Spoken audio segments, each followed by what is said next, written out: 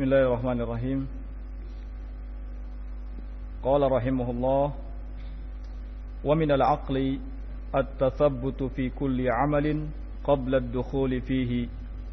Termasuk di antara bagian dari akal adalah at-tathabbut fi kulli amalin, bertasabbut, memastikan kebenaran dalam setiap amalan qabla ad-dukhuli fihi, sebelum melaksanakannya. Ini sifatnya umum.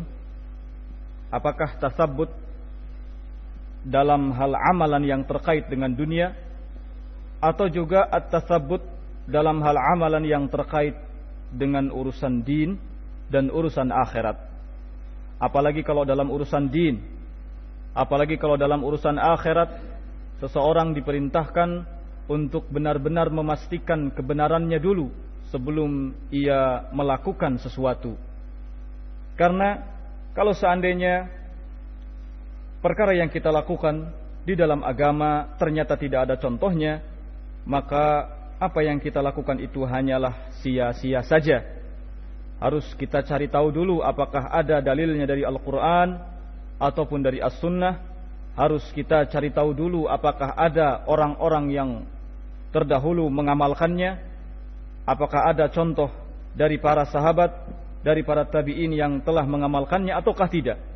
Kalau ternyata ada contohnya, kemudian ada dalil dari Al-Quran dan As-Sunnah, maka kita dianjurkan untuk mengamalkannya.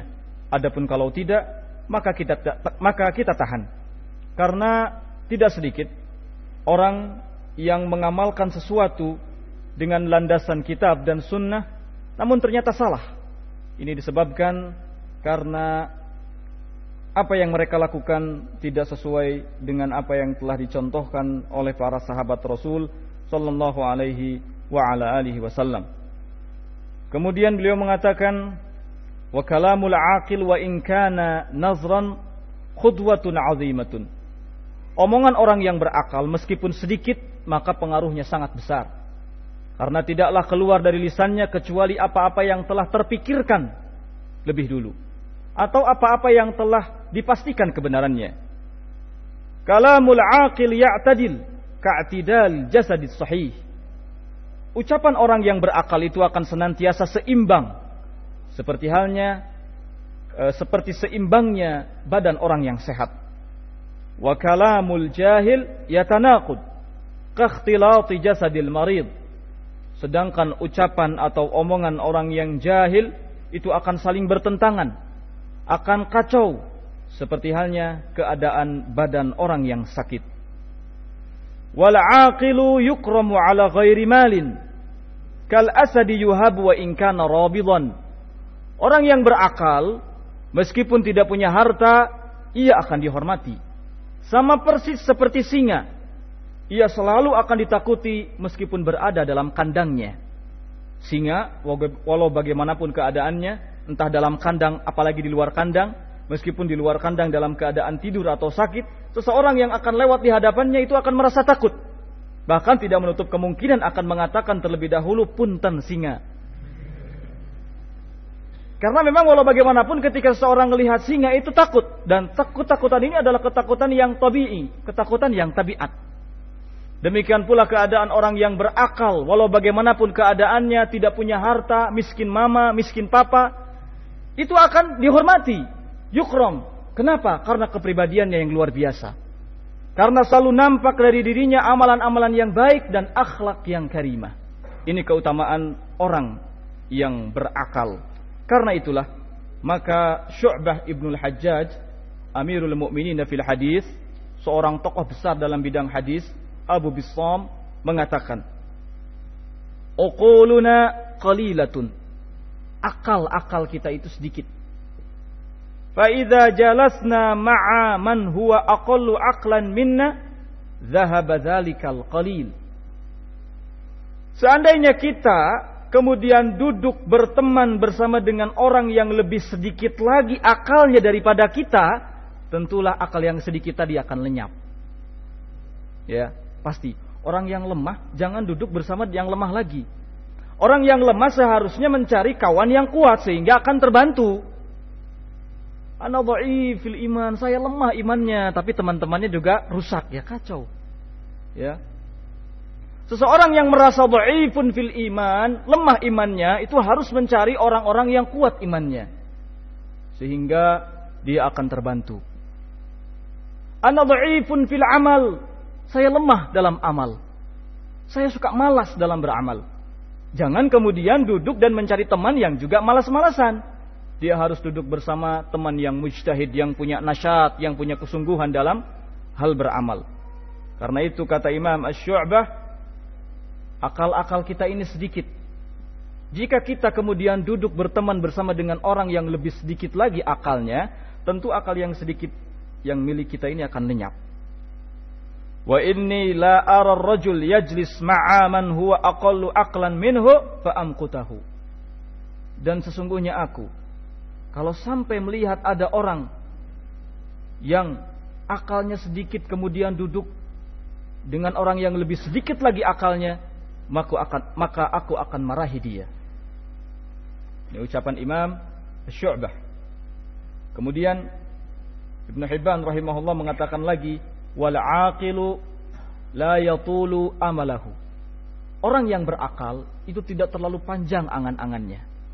Pikirannya realistis, tidak terlalu panjang angan-angannya. Lianna man qawa amalahu dha'ufa amalahu. Sebab siapa saja yang kuat, yang panjang angan-angannya, itu akan melemah amalannya. Siapa yang panjang amalnya, maka akan lemah amalnya. Kalau amal, angan-angan itu pakai hamzah, pakai alif, sedangkan amal itu pakai ain depannya.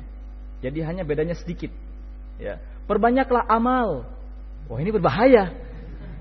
Wahai manusia, perbanyaklah amal. Maksudnya dengan alif, dengan hamzah.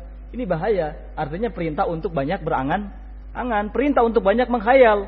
Tapi kalau wahai manusia, perbanyaklah amal, pakai ain, nah ini maknanya benar-benar beramal. Jadi orang yang berakal itu tidak terlalu panjang angan-angannya. Li'anna man qawa amalahu dha'ufa amalahu. Sebab siapa yang kuat angan-angannya, kuat menghayalnya, maka akan lemah amalnya. Wa man atahu ajalahu lam yanfa'hu amalahu. Dan siapa yang telah didatangi oleh ajalnya, maka tidak akan pernah bermanfaat angan-angannya.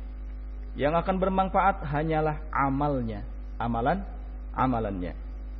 Wal aqilu la yuqatilu min ghairi uddah.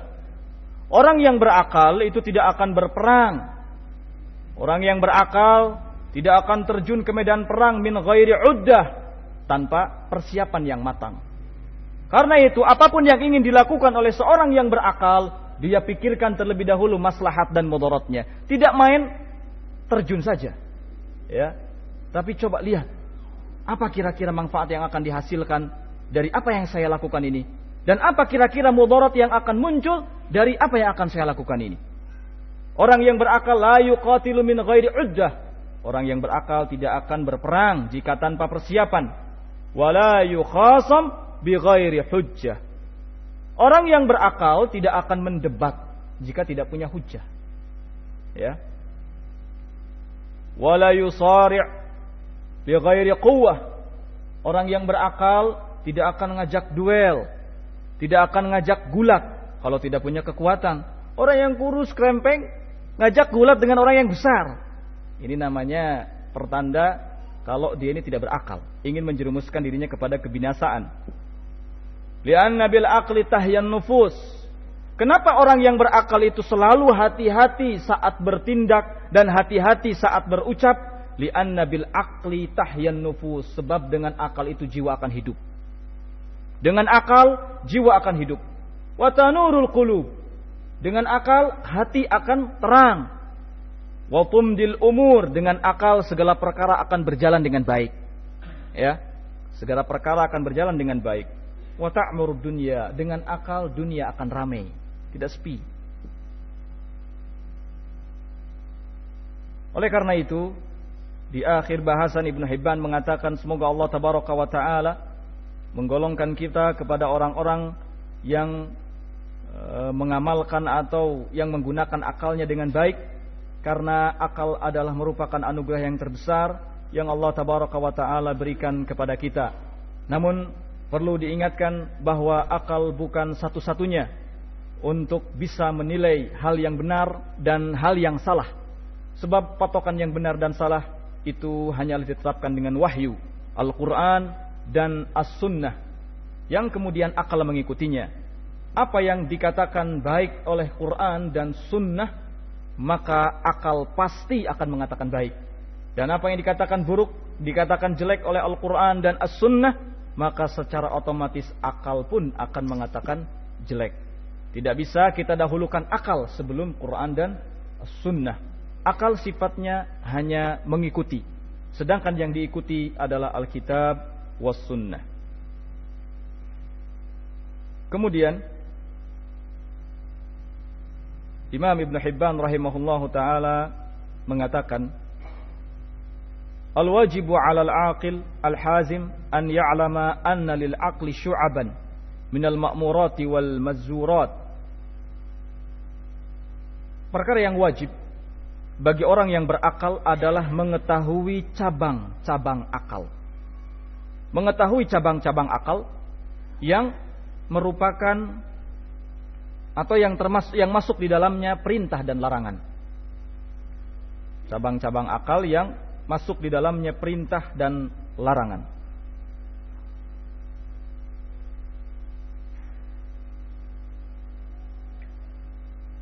Beliau rahimahullah menyebutkan salah satu hadis dari Usamah bin Syarik. Rasulullah sallallahu alaihi wa ala alihi wasallam bersabda, "Ma karihallahu minka syai'an fala taf'alhu idza khalauta." Sesuatu yang Allah tabaraka wa taala benci dari dirimu, maka janganlah engkau melakukannya saat engkau sendirian. Sabda Nabi sallallahu alaihi wa ala alihi wasallam ini sesungguhnya merupakan isyarat agar kita coba merenungkan terlebih dahulu, agar kita coba memikirkan terlebih dahulu, agar kita coba memeriksa terlebih dahulu apakah yang akan kita lakukan ini sesuatu yang disukai oleh Allah tabaraka wa taala ataukah justru sesuatu yang dibenci oleh Allah. Jika kita dalam keadaan sendirian, merasa tidak ada yang melihat, jangan coba-coba melakukan sesuatu yang dibenci oleh Allah tabaraka wa taala. Karena memang kelemahan setiap orang itu saat dia dalam keadaan sendirian. Ya, kelemahan seseorang adalah saat ia dalam keadaan sendirian. Dan syaitan begitu mudah untuk mempengaruhi orang yang dalam keadaan sendirian. Sebagaimana yang dikatakan oleh Rasul sallallahu alaihi wasallam ketika beliau melarang seseorang untuk melakukan safar sendirian. Beliau melarang untuk melakukan safar sendirian. Kemudian juga melarang untuk melakukan safar 2 orang. Sampai pada akhirnya beliau katakan bahwa kalau safar 3 orang barulah dikatakan safar. Ini menandakan bahwa seseorang tidak boleh selalu sendirian. Berbahaya. Ya. Karena Rasul sallallahu alaihi wa ala alihi wasallam juga mengatakan bahwa syaitan akan lebih menjauh dari 2 orang. Ya, syaitan ab'ad minal itsnain.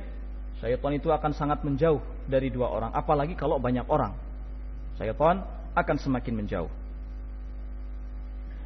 Kemudian Imam Ibn Hibban rahimahullah ta'ala mengatakan fa awwalu syu'abil aqli, cabang akal yang pertama, huwa luzumut taqwallah, adalah senantiasa bertakwa kepada Allah.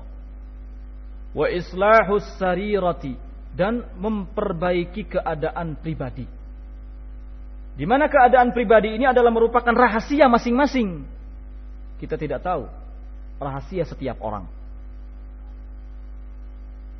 Tetapi yang dibebankan kepada setiap orang adalah memperbaiki keadaan pribadinya. Memperbaiki keadaan pribadinya yang merupakan rahasia dirinya.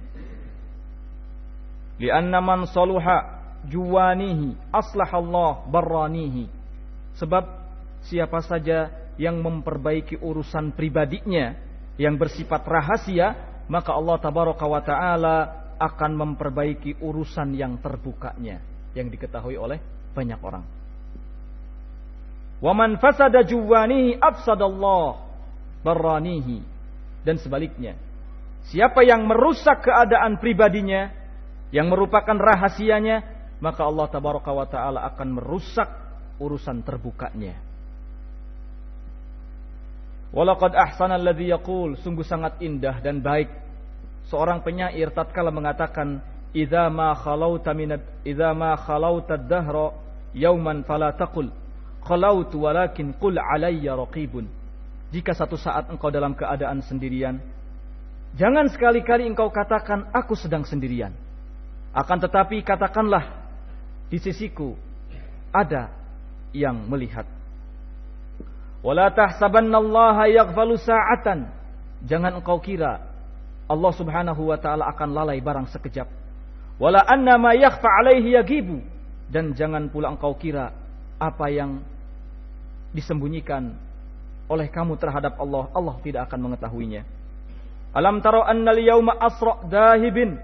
Tidakkah engkau lihat bahwa hari itu begitu cepat berlalu? Wa anna ghadan linnadhirina qaribun. Dan bahwa hari esok bagi orang-orang yang melihat itu akan sangat dekat waktunya.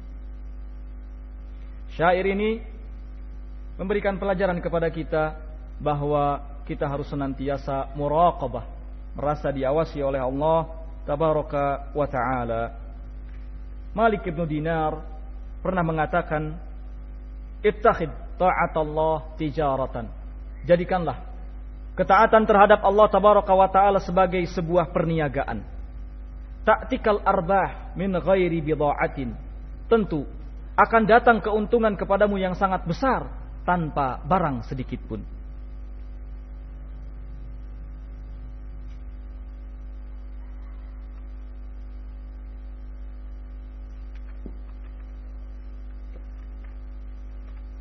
Kemudian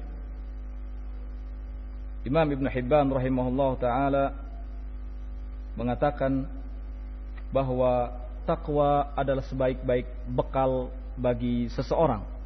Dan orang yang senantiasa mulazamatut taqwa, senantiasa berusaha agar dirinya selalu berada di atas perintah Allah tabaraka wa ta'ala, ini menandakan kalau dia adalah orang yang menggunakan akalnya dengan baik.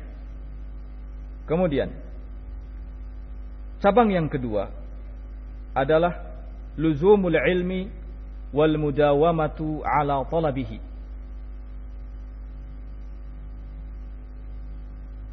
Selalu bersama ilmu dan terus-terusan mencarinya. Ini termasuk syu'abu al-aql, cabang akal. Ibn Hibban rahimahullah menyebutkan sebuah hadis dari sahabat yang bernama Zir bin Hubaish. Qala Zir bin Hubaish berkata, Ataitu Safwan ibn Assal al-Muradi. Aku pernah mendatangi Safwan bin Assal al-Muradi. Faqala, kemudian Safwan bin Assal bertanya, Ma ja'a bik? Apa maksud kedatanganmu? Qultu, maka Zir bin Hubaish menjawab, Ji'tu anbutul ilma. Aku datang untuk mengeluarkan ilmu. Qala fa inni sami'tu Rasulullah sallallahu alaihi wasallam yaqul. Sesungguhnya aku pernah mendengar Rasul sallallahu alaihi wa ala alihi wasallam bersabda, "Ma min kharijin yakhruju min baitihi yatlubul ilma illa wad'at lahul malaikatu ajnihataha ridan bima yasna." Tak ada seorang pun yang keluar dari rumahnya kemudian bertujuan untuk menuntut ilmu, melainkan para malaikat itu akan meletakkan sayap-sayapnya untuknya sebagai tanda keridhaan terhadap apa yang telah diperbuatnya. Ini adalah karunia dan anugerah pahala yang sangat besar yang hanya akan diraih oleh orang-orang yang semangat di dalam mencari ilmu. Al-wajibu 'alal aqil idza faragha min islahi sariratihi an yuthanniya bi talabil ilmi wal mudawamati 'alayhi idh la wusula lil mar'i ila safa'i syai'in min asbabid dunya illa bi safa'il ilmi fihi. Kata Imam Ibn Hibban, yang wajib atas orang yang berakal setelah memperbaiki keadaan pribadinya adalah hendaknya menuntut ilmu. Sebab seseorang tidak akan sampai kepada sesuatu yang terbaik dari urusan dunia kecuali dengan ilmu yang baik. Man arada dunya fa'alaihi bil ilmi. Siapa yang menghendaki dunia maka hendaknya dengan ilmu. Wa man arada al-akhirah fa'alaihi bil ilmi. Dan siapa yang menghendaki akhirah maka hendaknya dengan ilmu. Akan tetapi kenyataannya sangat sedikit orang yang sadar akan hal ini. Kebanyakan mereka terlena, bahkan menganggap enteng urusan mencari ilmu. Karena itu Imam Asy-Sya'bi rahimahullah mengatakan, "Innama kana yatlubu hadzal ilma man ijtama'at fihi khaslatan, al-aqlu wan nasab." Kata Imam Asy-Sya'bi rahimahullah, sesungguhnya yang akan mencari ilmu ini hanya dua orang yang mempunyai dua sifat. Di antaranya akal, kemudian yang kedua gemar beribadah. Akal, kemudian gemar beribadah. Itulah orang-orang yang senantiasa tidak akan pernah ketinggalan untuk menuntut ilmu. Karena keluarnya dia dari rumahnya untuk menuntut ilmu adalah merupakan tanda akalnya jalan, akalnya sehat. Sebab orang yang berakal selalu membutuhkan kepada sesuatu yang akan dijadikan pijakan dalam mengarungi hidupnya. Sahabat Rasul sallallahu alaihi wasallam seperti di sini dinukil oleh Ibnu Hibban yang bernama Abu Darda mengatakan, la takunu aliman hatta takuna muta'alliman wa la takuna bil ilmi aliman hatta takun bihi amilan. Kalian tidak akan menjadi seorang yang alim hingga sebelumnya menjadi seorang yang muta'allim, menjadi seorang yang belajar. Dan kalian tidak akan dikatakan alim terhadap suatu ilmu sehingga kalian beramal terhadap ilmu itu.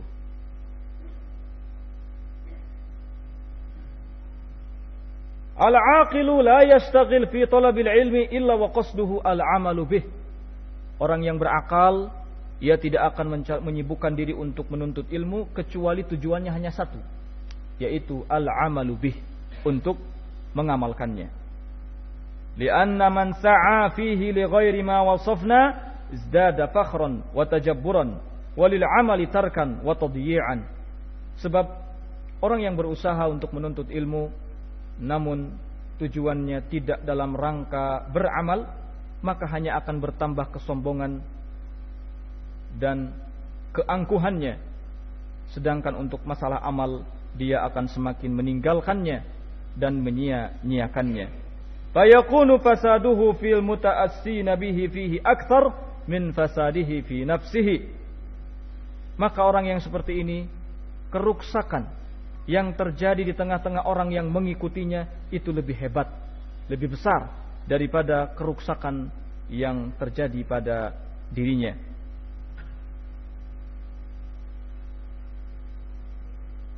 Qala rahimahullah an Sufyan ats-Tsauri qala al-alimu tabibuddin wad-dirhamu da'uddin fa idza ijtarra at-tabib da'a ila nafsihi famata yudawi ghairuhu.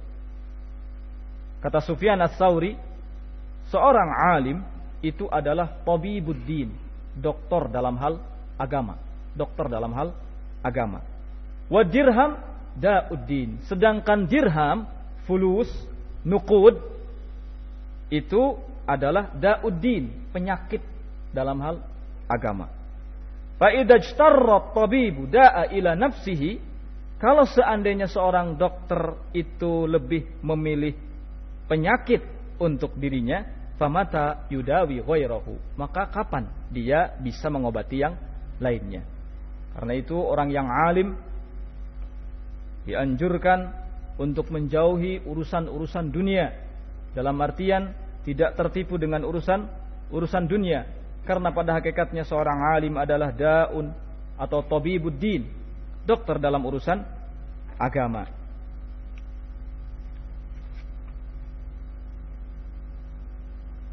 Kemudian salah seorang sahabat Rasul sallallahu alaihi wasallam juga mengatakan, an-nasu alimun wa muta'allim. Manusia itu hanya terbagi dua. Imma alim wa imma muta'allim. Manusia itu hanya terbagi dua. Yang pertama adalah alim dan yang kedua muta'allim. Alim adalah yang berilmu, sedangkan muta'allim adalah yang belajar ilmu. Wala khaira fima baina zalika. Tidak ada kebaikan di antara keduanya. Ya.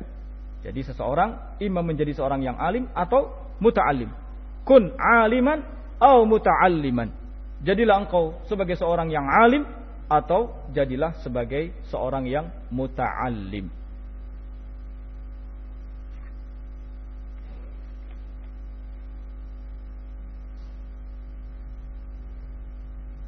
Kemudian an Hisham bin Hassan anil Hasan qala la an yata'allama ar-rajulu baban min al-ilmi faya'budu rabbahu fahuwa khairun lahu min an law kanat ad-dunya min awwaliha ila akhiriha lahu fawada'aha fil akhirah.